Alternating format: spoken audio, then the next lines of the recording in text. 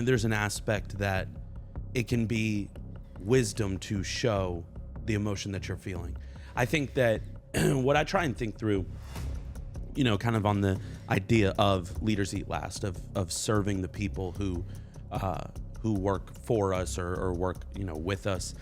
The idea for me is, what I try and do is what is going to help them the most. And at times it is, I need to let you in on what I'm feeling. Because that's going to benefit you, right? Sometimes the worst thing you can do for someone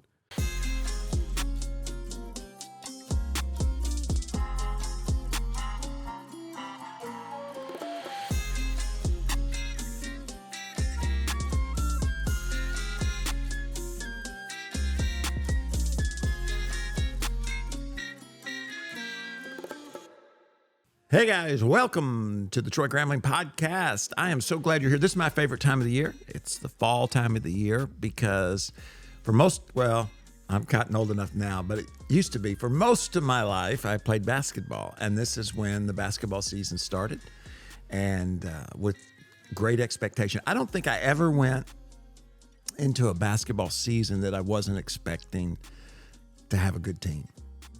We did have, my sophomore year, we had a terrible team. I was going to say, how often did you have a good team? Only that time. Really? You had a good team the rest of the time? The sophomore year, I can't remember what we were, but it wasn't very good. My junior year, we went to the finals of every tournament and then got beat in the finals. And then my senior year, we went to the finals of those same tournaments and won them. So, were you ever on the bench? I was on the bench in 7th grade. And in 7th grade, I was that. And I don't know if you've ever played sports, but like in basketball, there's usually 12 to 15 players. So you've got like the first 8 who play, and then you've got the last 5 to 8 who are there for morale. Right. And then you've got me. I was right in the middle. So I wasn't good enough to play with the first 8, and I wasn't bad enough to play on the blowouts. So in reality, I seldom got to play. But 7th grade is like one of those, like, yeah. I mean, I you're was playing on the supposed middle to school. You're supposed to sit the bench. I was playing on the middle school, so I was playing with 9th graders. Yeah, that's not the case anymore. No, but middle school for us was 7, 8, 9. Yeah. And then high school was 10. And then when I was a senior, which was kind of cool, my middle brother was a sophomore. So we both started. And then when we got to the end of the year, the tournaments, my youngest brother, who was a freshman, joined us. So 3 of the 5 starters were all from the same family. I'm sure parents love that. Yeah, I'm sure they did. But anyways, that's why I love this time of the year, even though living in South Florida, it's football season. That it is. One, like the greatest games happened this past week. The greatest games. It was unbelievable. And the bad games. Well, I guess it depends on how you look at things. For what team you represent. Now, here's the thing. South Florida is good at sports. We've got Messi. Yeah. In soccer. We've won NBA championships. We've won 3 since I've lived here. We've won 2 World Series since I've lived here. And how many we've Super Bowls? won 2 NHL, what do they call those things? Stanley Cups. And I'm not sure we made it to the playoffs with the Dolphins yet. But wild card. I like the guys who have played on the Dolphins and come to the church, okay? They're awesome. But I got to tell you, as a pastor, because I never played football, so football's not my sport. It doesn't bother me that we haven't been very good, because football is on Sunday. Basketball can be, baseball can be, but it's not every Sunday. It's not in the It also feels like it doesn't pull the attention in the same way football does. Football's like once a week. It's a big event. You got to get your Doritos. 18 games. Got to get your Doritos and all your stuff. College, the Hurricanes have done well. Yeah. So anyways, I don't know where you're living. I don't know if you care at all about football. I don't know when I grew up in Arkansas, we only had the Razorbacks. We didn't have 2-0. The Razorbacks are? Mm-hmm. I didn't know that. They destroyed Arkansas State on Saturday. Arkansas State used to be good, but they used to play Division 2A or something like that. But anyways, I'm glad you're here today because we're going to talk about some things to hopefully help all of us get better, become better leaders, and more effective in our homes and our businesses. And welcome. What do you have on the agenda for us today? All right. So I thought it would be interesting to talk about a kind of few concepts from a leader that's become very popular over the past 5 years, 6 years maybe. Simon Sinek. Are you familiar? Yes, I am. With Simon Sinek. He's got the book that everyone loves. How would you like to have that name? Simon Sinek. Do you think it got made fun of in school? Especially since he's a pretty positive guy, or seems to be. It's kind of funny that that's his last name. What does Simon? Well, first you got what does Simon says, and then you got Mr. Sinek. You know what I mean? Like that sounds negative. It does. It does. But Mr. Sinek wrote a book called Leaders Eat Last, where he kind of really talks about the idea of serving the people you lead, right? While it's not put through a like Christian lens, it's very much a lot of those same principles. And so from his talks, there's kind of like 5 key takeaways I have here that I think would be interesting to talk about, see what you think, have some discussion about it, and see if these things we found to be the case in our lives. So it starts off with the very first kind of key point from him is don't focus on being number one, which is an interesting idea. What he says is leaders should be focusing on building business that lasts forever or at least well beyond them. So the concept that he tries to get across is when we can be short-sighted and think, oh, I just want to be the best, but not think about, well, how does my business last beyond my time here, my time within the business? And in order to have that longevity, you have to think about a lot more than just being number one. It also says leaders who want their business to be truly successful always need to put the human being at the center. And so I from his books, kind of has that idea of if you get too hyper-focused on being the best, sometimes it can often lead to, not taking care of the people that you lead. So with that idea, this kind of idea of people over outcome, what has your experience been in leadership? One, Jim Collins, he's one of my favorite authors, wrote the book Good to Great, and he focused too on, how to go from being good to being a great company. Yeah, I think he wrote another one called Built to Last, which had that same idea. How do you build something that outlives you?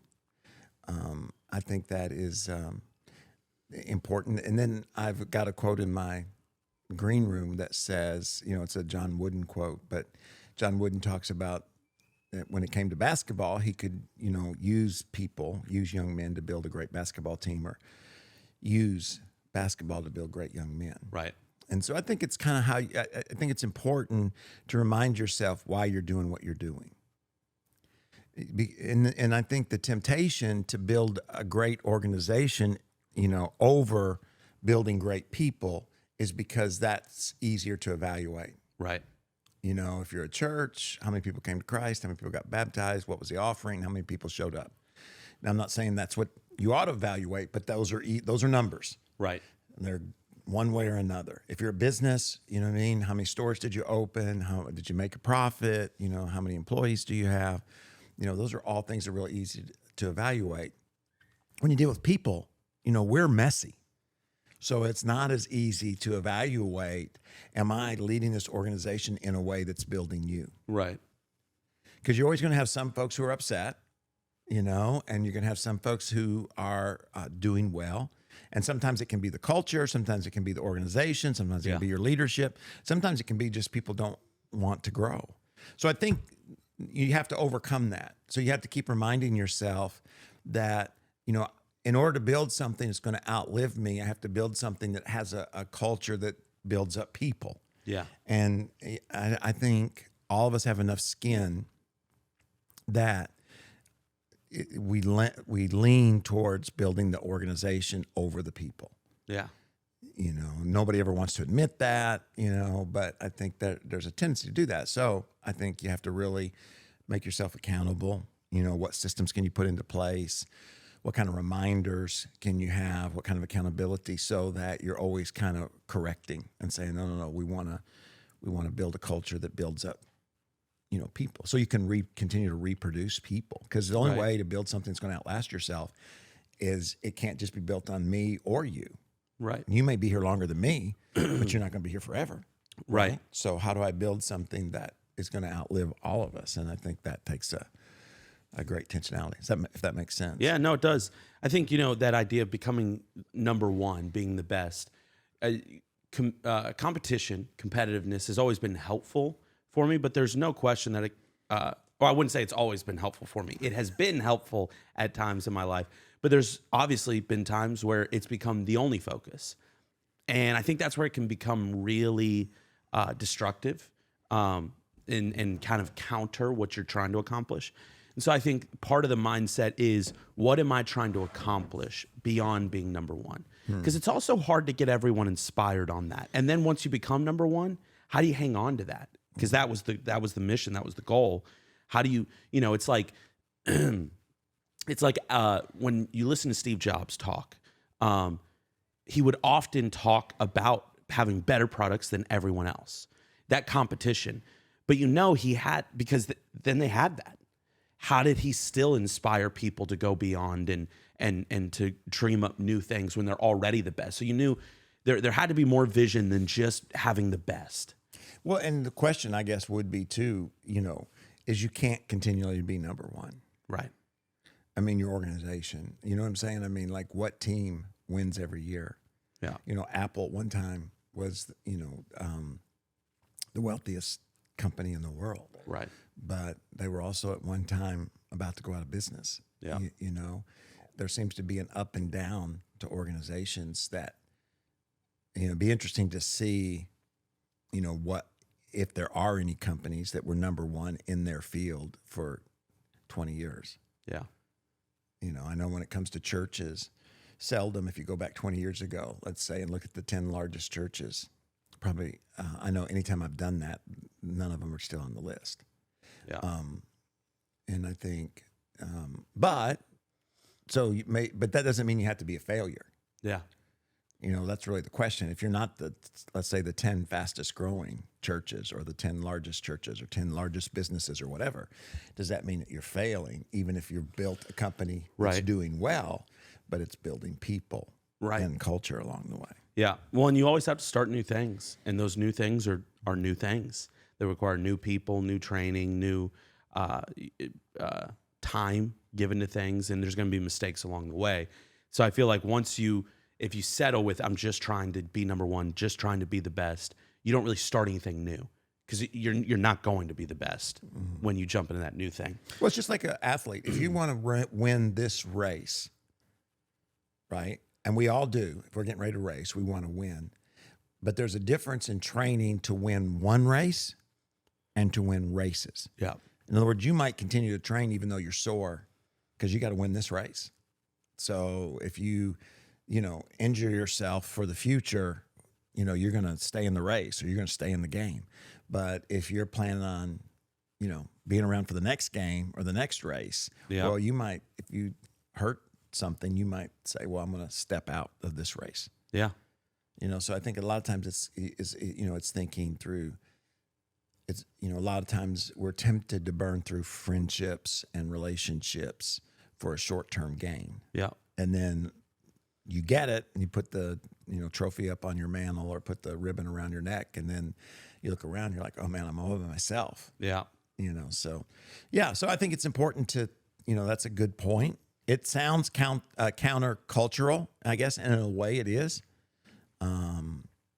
But it does make sense that you want to succeed, but you have to weigh how high up the leaderboard you want to go, and at the same time, build something that's going to last longer. Right.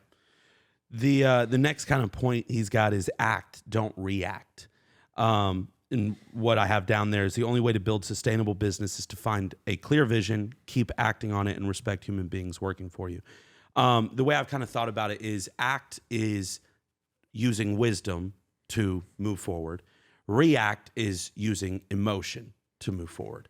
And we all have the two options, but yet we all know this. This is one that's not new. A lot of leadership people talk about this, and yet we struggle with it every day, right? Like it's something that no matter who you are watching right now, this is a challenge.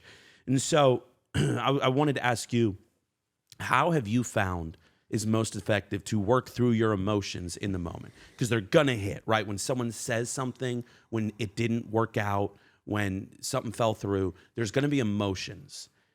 How do you work through that in the moment so that you act out of wisdom and not that emotion? Well, one, I think preparation on the front end, where you at emotionally, where you at physically, are you tired? So that when you feel the emotional rush, you kind of know, hey, I'm tired, I'm going to wait. My prayer is always this, is that what I do intentionally. So if I show anger, right, I want to, now I might be right or wrong in doing it. You know what I mean? In the words, as far as it being effective. But you meant to. But I want to say, I'm angry and I want you to know I'm angry, or I'm whatever. You know what I'm saying? I think to me, that's the way I try to think through it. Okay, I'm frustrated or I'm angry and I'm getting ready to go into this meeting. How do I want to express myself? Yeah. And now I think sometimes that gets read as reactionary. You know what I mean? Like, because anytime you're angry, if you show an emotion, people are going to think you're reacting. Right. Yeah. But I think sometimes as a leader, that's important. You have to let people know, hey, that upset me. Because, I know as a leader, sometimes I'm looking for emotion. If I'm going to trust somebody with something, I want to know that they're passionate about it. If you're going to have somebody watch your kids and they fall and they keep watching their TV show, right? You're like, well, I don't know if they're the best person to watch my child. You know what I mean? You don't want them to go off the deep end and call 911 just because they fell. Right. But you do want them to check on them. Yeah. So I think that, emotion is a part of leading. Yeah. But it's like a relationship with your wife. Am I expressing my emotion so I'll feel better or so we can move the ball down the field? And I think we all screw that up at times, but then are you self-aware enough to step back and say, this is, that had nothing to do with moving the ball down the field. That made me feel better. It made me feel better to release that. And and I will say this: the people you're the closest to, you have to have the most discipline with. Right? Because if all of a sudden I go into a place and I just, scream and yell and they don't know me and I don't know them, I realize it could end badly. Right? They're going to think badly of me. But if it's somebody who knows me and trusts me and loves me, well then, they know me.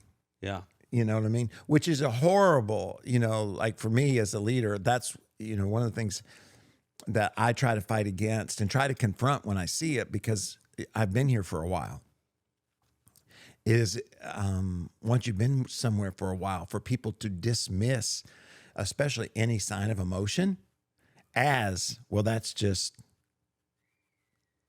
Troy, or that's, he had a bad day or whatever, you know what I mean? As opposed to, no, I'm angry and I want you to know I'm angry because I'm angry about this issue. Right.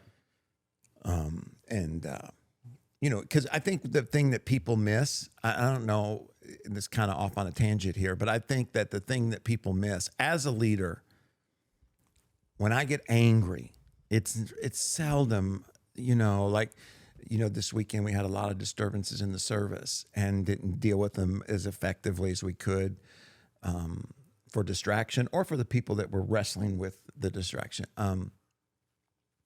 But those things are going to happen, right? So when I get frustrated or angry about something like that, it's not at that event. You know what I mean? It's about, well, what does this mean? Does this mean that we're not prepared? Does this mean that we're not training? What does it mean? That's what I'm responding to that, because, things happen in the moment and nobody can keep those things from happening. You know what I mean? It's just like if all of a sudden on this podcast, they stopped us and said, oh, we forgot to record. Well, I mean, that'd be frustrating. right? Because there's no way we're going to be able to say again what we once said. But it's not, those things happen. I mean, you know what I mean? Like the question, so my thought is going to be, okay, what else? You know, is it because we weren't prepared? Is it because we weren't paying attention? Is it because, in other words, things that can cause more issues down the road? Right. If it's just one thing, well, you fix it and move on. And I think people, when they're challenged, they don't realize that's what the leader often is thinking. Because, we'll talk about, well, here's what happened in this one situation. And most of the time, the leader's not asking that question, right? It happened. So you forgot to push the button. The leader's asking, why did you forget to push the button? Right. Were you distracted? Did you not come in prepared?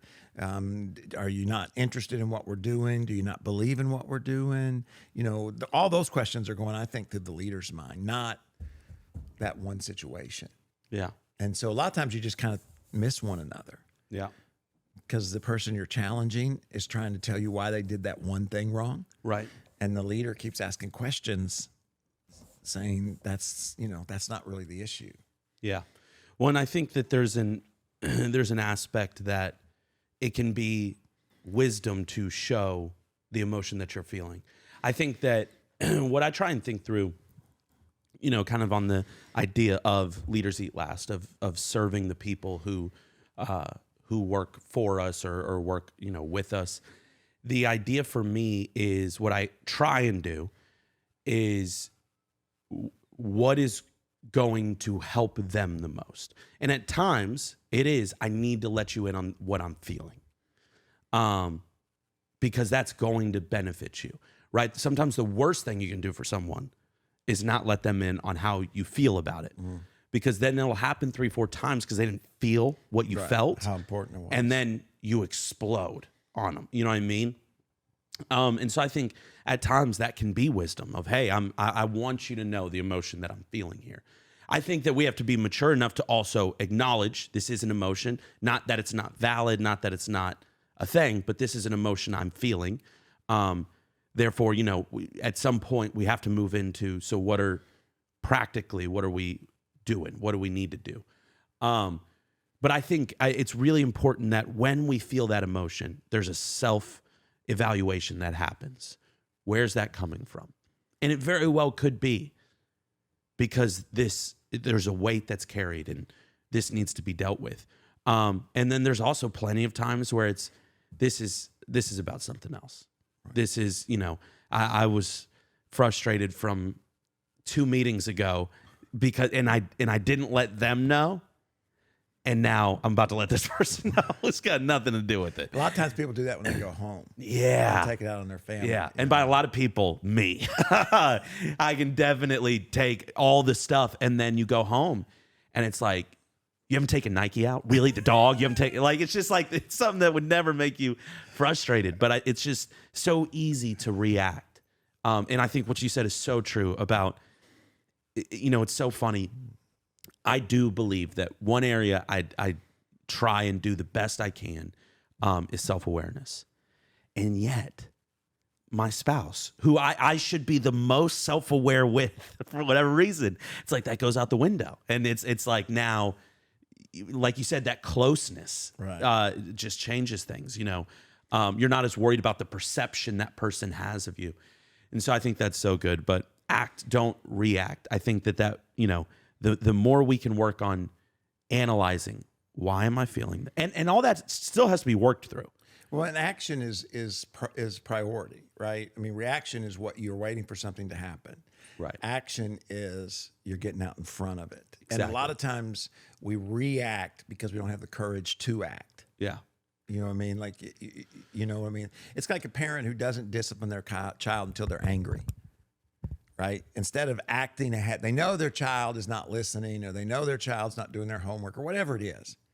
But acting would be in front of that. Okay, there's an issue. We're going to fix this issue and we're going to move forward. Right. But it's like, they're going to whine and blah, blah, blah. So and then you just, you get angry enough that then you discipline. Yeah. And I think you can do that as a parent, but you can also do that as a leader. 100%. I don't want to talk to them. They're going to think this, or what if it doesn't go well? It's so easy to convince yourself, or I'll do it later. you Yeah. know, and then it happens and you didn't act. So now you react. Now someone's getting fired and they never even knew they were doing anything wrong. Right, that's very you know what I unfair. mean? I think that we've all sat in those meetings and probably have been those people at times where we didn't want to, as you said, we didn't want to act. We didn't want to do what was necessary. We didn't want to fix the thing. And then, you know, either us as the employee or as the leader are sitting there. It's like, oh, I had no idea. Like you could have just told me. And you know what I mean? We could have fixed all of this and you would have never had to have gotten to this level of frustration. Right. No, that's really good. So moving forward, the next one is train your people. Again, thinking through, it's some of these are a little harder to relate to only because that's a core biblical value, you know, when you think of discipleship.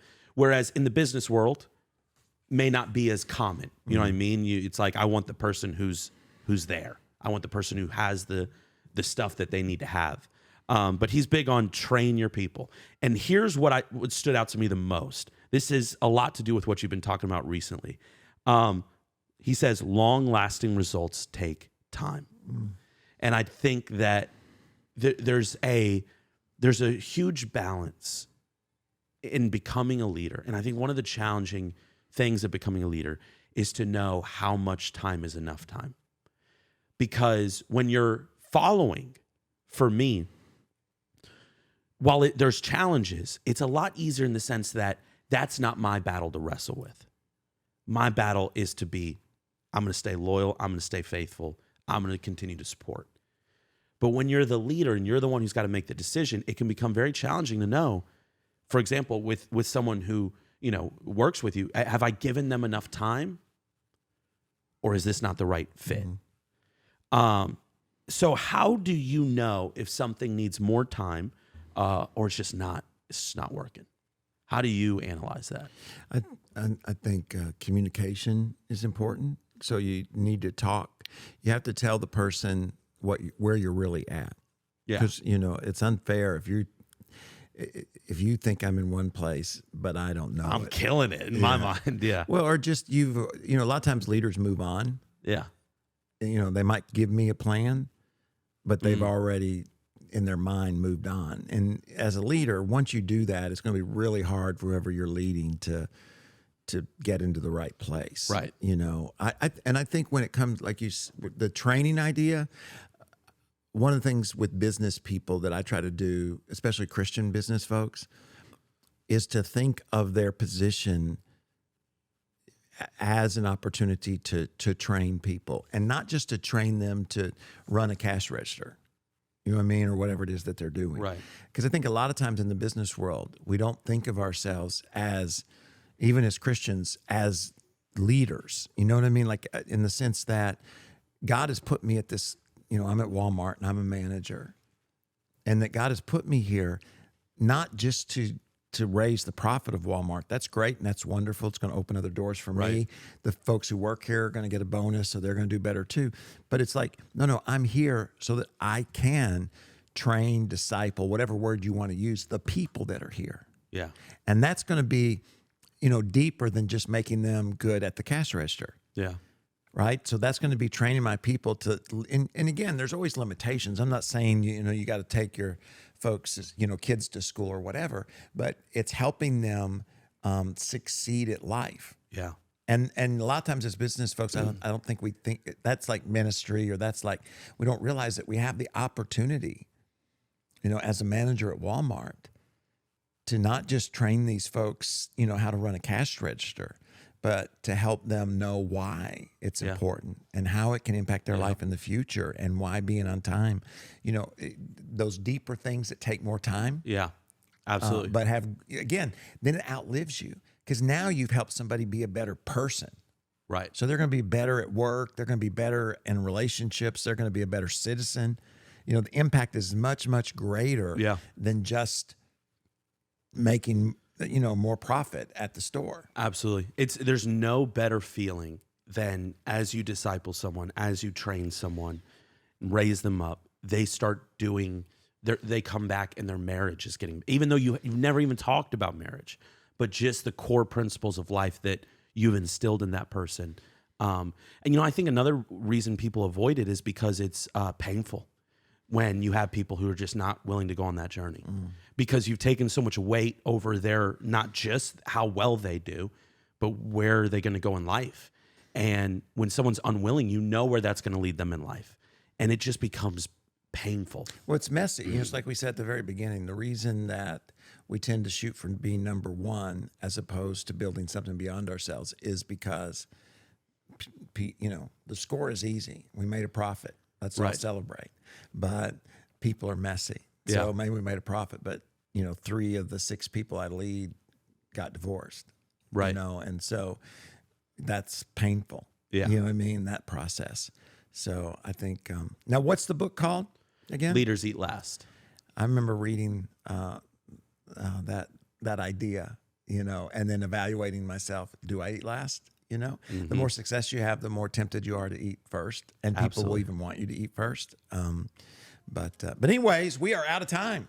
Yeah, we are. I am so glad that you guys joined us. Great conversation, and I hope it's helped you. If you heard something that made sense, or maybe you disagreed with, let us know in the comments. What'd you disagree with? How do you do it different? How do you build something that's going to last longer than you? Man, give us a few bullet points. We would love to hear from you. And hey, maybe you can help somebody else. It's just a click of the button. Just share it with somebody. If you haven't already, subscribe. Again, the algorithm is king, and it makes a big difference as we try to build a community for one reason, is we want to make a difference in your life and in the lives of the people that God has put us around. It's the reason we wrote that book just a little over a year ago, and we're here every Thursday at 8 o'clock. Tons of content.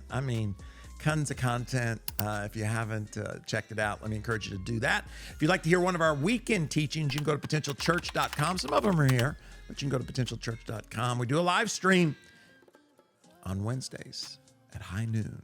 It's called The Break Room. It's an opportunity to have a little fun and just be encouraged in the middle of the day, in the middle of the week. So thanks for being here, Carson, and thank you guys. We'll see you next time on the Troy Gramling Podcast. God bless and have a great day.